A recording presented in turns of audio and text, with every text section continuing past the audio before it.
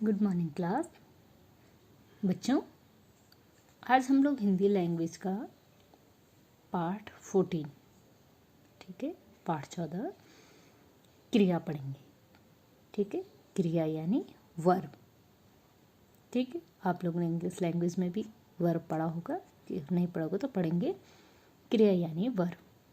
ठीक, यहाँ पे कुछ उदाहरण आप लोग जरा देख लेंगे।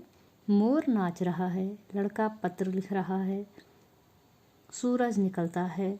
ये जो सारे जो हैं वाक्य, इनमें कुछ जो है लाल रंग में लिखे हुए हैं। ठीक है, तो यहाँ पे जैसे नाच रहा है, लिखता है, निकलता है, तो ये जो भी हैं ये क्या हैं, क्या दर्शा रहे हैं ये शब्द? किसी काम का होना। इनसे क्या पता चल रहा है? किसी न किसी काम का होना, किसी न किसी कार्य का होना दर्शा रहे। तो हम लोग क्या समझे कि वाक्य के जिस शब्द से हमें किसी कार्य को करने या होने का बोध हो, किसी कार्य के करने या होने का बोध हो, उसे क्या कहेंगे? क्रिया कहेंगे। ठीक है, आप लोग समझ गए ना? जैसे मैंने आप लोगों को ये उदाहरण भी समझाए कि मोर नाच रहा है, सूरज निकलता है, राजेंद्र ने डांटा, नेहा ने चावल बनाए। तो ये सारे जो उदाहरण हैं, इन सभी में जो है जैसे पढ़ता है, परोसा, लिखता है, नाच रहा है, ये सारे किसी कार्य के होने को दर्शा रहे हैं। तो हमारी जो डेफिनेशन है या परिभाषा है उसकी क्रिया की, वो क्या हुई कि वाक्य यानी सेंटेंस, वाक्य के जिस शब्द से हमें किसी कार्य को करने या होने का बोध हो, किसी भी कार्य के करने या होने का बोध होता है, उससे हम क्या कहते हैं? क्रिया कहते हैं। ठीक है, अब देखिए कि क्रिया का मूल रूप क्या होता है ना? प्रत्येक वाक्य में क्रिया अवश्य होनी चाहिए। क्रिया के बिना वाक्य नहीं बनता है। क्रिया वाक्य की अनिवार्यता यानी कंपलसरी है वाक्य में क्रिया का होना। अनिवार्यता मतलब बहुत ज़रूरी, अनिवार्य। ठीक है, तो किसी भी वाक्य में जो है क्रिया बहुत ज़रूरी है, क्रिया का होना बहुत ज़रूरी है। और यहाँ पे है धातु, धातु यानी रूट, है ना? तो क्रिया के मूल रूप को हम धातु कहते हैं। मूल शब्द जिससे कि क्रिया बनती है उसको हम क्या कहते हैं? धातु कहते हैं। जैसे पठ, लिख, पी, सो, उठ, बैठ, दौड़, हंस, जग आदि, इन सभी से मिलकर बना। पठ से पढ़ना, लिख से लिखना, पी से पीना, सो से सोना, उठ से उठना, दौड़ से दौड़ना, हंस से हंसना, जग से जागना, है ना? तो ये सभी क्या हैं? क्रिया के मूल शब्द हैं। और क्रिया के मूल शब्दों को हम क्या कहते हैं?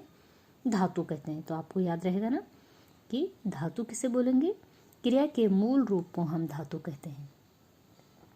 ठीक है, क्रिया के मूल रूप को क्या कहा जाएगा? धातु कहा जाएगा।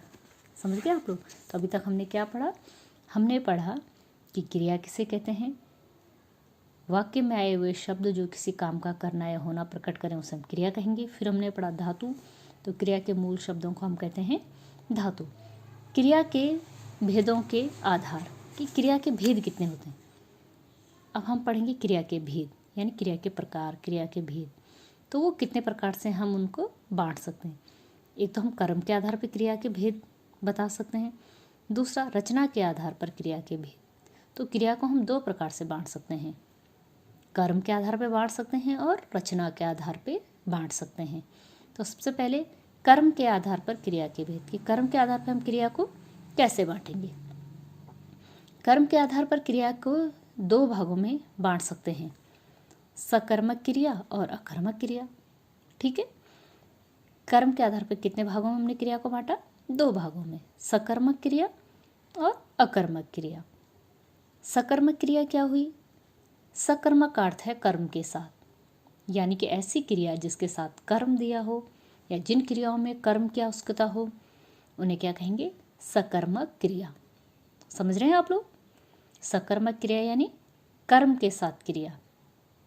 वे क्रियाएं जिनके साथ कर्म होता है या जिनके साथ कर्म की आवश्यकता होती है सकर्मक क्रियाएं कहलाती हैं। उदाहरण के लिए देखेंगे, आयुष पुस्तक पढ़ रहा है, नेहा टीवी देख रही है, प्रणव ने पत्र लिखा, पिताजी मिठाई लाए हैं। अब इन वाक्यों में पढ़ रहा है, देख रही है, लिखा तथा लाए सकर्मक क्रियाएं हैं। इनके साथ जैसे आयुष पढ़ रहा है, क्या पढ़ रहा है? आयुष पुस्तक पढ़ रहा है, तो पुस्तक क्या है हमारे पास? कर्म है। नेहा देख रही, क्या देख रही है? टीवी, है ना, तो टीवी क्या है? कर्म है। प्रणव ने लिखा, क्या लिखा? पत्र लिखा। तो इन सभी क्रियाओं के साथ क्या है? कर्म है यहाँ पे, तो ये क्या है? सकर्मक क्रियाएं हैं। और सकर्मक क्रिया की पहचान हम कैसे करेंगे वो देख लेंगे। सकर्मक क्रिया की पहचान के लिए क्रिया के साथ क्या और किसे लगाएंगे। जैसे मैंने लगाया अभी कि क्या पढ़ रहा है? पुस्तक पढ़ रहा है। क्या देख रही है? टीवी देख रही है। क्या लिख रहा है? पत्र लिख रहा है। तो हमें कर्म प्राप्त होता है।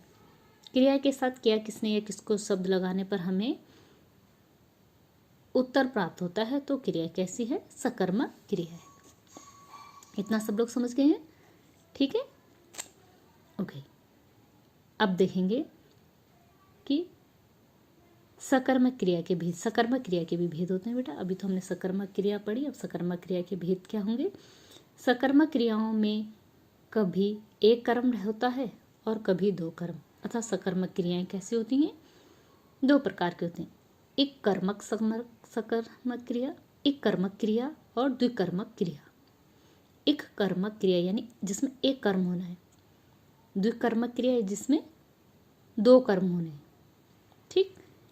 एक कर्मक क्रिया, जिन क्रियाओं के एक कर्म होते हैं वे क्रिया एक कर्मक क्रियाएं कहलाती। जिन क्रियाओं में सिर्फ एक ही कर्म होता है वो एक कर्मक क्रिया कहलाती है। अभी हम देखेंगे कैसे। माता खाना खिलाती है, माली पानी देता है, अध्यापिका पुस्तक पढ़ाती है। सिर्फ एक ही कर्म है। ठीक है, माता क्या खिलाती है? खाना। माली क्या देता है? पानी। अध्यापिका क्या पढ़ाती है? पुस्तक। एक कर्ता एक कर्म यानी एक कर्मक क्रिया। द्विकर्मक क्रिया, जिन क्रियाओं के दो कर्म होते हैं वे क्रियाएं द्विकर्मक क्रियाएं कहलाती हैं, यानी जिसमें दो कर्म होते हैं। माता बच्चे को खाना खिलाती है। माता क्या खिलाती है? खाना। किसको खिलाती है? बच्चे को। अब दो मिल गए हमें, एक बच्चे और एक खाना। आप मेरी बात समझे बच्चों? यहाँ पर सिर्फ माता खाना, एक कर्म था, खाना था। अब बच्चे को खाना खिलाती, क्या खिलाती है? खाना खिलाती। किसको खिलाती है? बच्चे को खिलाती है। समझ रहे हैं? तो दो कर्म आ गए, तो द्विकर्मक। माली पौधों को पानी देता है। क्या देता है? पानी देता है। किसको देता है? पौधों को देता है। ठीक। अध्यापिका विद्यार्थियों को पुस्तक पढ़ाती हैं। क्या पढ़ाती हैं? पुस्तक पढ़ाती हैं, एक कर्म आ गया। किसको पढ़ाते हैं? विद्यार्थियों को पढ़ाते हैं, दूसरा कर्म आ गया। तो आप मेरी बात समझ रहे हैं? आप समझ गए हैं कि कैसे यहाँ पे दो कर्म है तो द्विकर्मक क्रिया, यहाँ पे एक कर्म है तो एक कर्मक क्रिया। तो अभी तक हमने क्या पढ़ा? हमने कर्म के आधार पे जो है, कर्म के आधार पे क्रिया के भेद पढ़े। सकर्मक क्रिया और अकर्मक क्रिया। अभी तक हमने सिर्फ सकर्मक क्रिया पढ़ी जिसमें कि कर्म होता है क्रिया के साथ, वो सकर्मक क्रिया। फिर हमने सकर्मक क्रिया की पहचान पढ़ी कि कैसे हम सकर्मक क्रिया पहचानेंगे। तो हम क्रिया के साथ क्या किसे या किसको लगाने के बाद यदि उत्तर प्राप्त होता है तो हमारी क्रिया कैसी है? सकर्मक क्रिया है। फिर सकर्मक क्रिया के भेद देखे, एक कर्मक और द्विकर्मक। एक कर्मक क्रिया का हमने क्या देखा? एक ही कर्म, इसमें माता खाना खिलाती है, खाना एक कर्म। और द्विकर्मक यानी दो कर्म होते हैं। माता बच्चे को खाना खिलाती, क्या खिलाती? खाना खिलाती। किसको खिलाती? बच्चे को खिलाती है। तो एक कर्मक और द्विकर्मक क्रिया हो गई हमारी। ठीक है,